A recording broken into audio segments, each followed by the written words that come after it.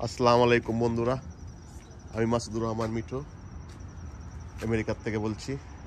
আজ দেখাবো আপনাদেরকে আমরা কি কি হারভেস্ট করলাম। হারভেস্টিং হলো আমেরিকাতে এসে প্রথম দিন। আমরা কি কি হারভেস্ট করেছি তা দেখাবো, আসুন। এই দেখুন আমরা কি কি হারভেস্ট করেছি।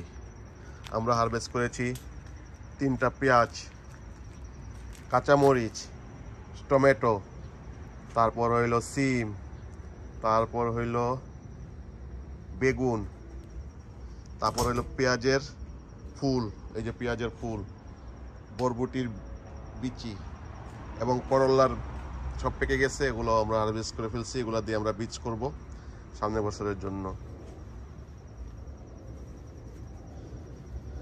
তোমাদের পেঁয়াজের যে বীজটা রেখেছিলাম সেটার বীজ সব পড়ে গেছে, আমরা আসার আগে আগে সব পড়ে গেছে, তবে কিছু বীজ আছে মাশাআল্লাহ, এগুলো আমরা সামনের বছর লাগিয়ে দেব। এবং আমরা সব আজকে হারভেস্ট করতে পারিনি, কারণ এত কিছু হারভেস্ট করলে আমাদের সমস্যা হয়ে যাবে। এই জন্য আমরা আবার পরে বাকিটুকু হারভেস্ট করব।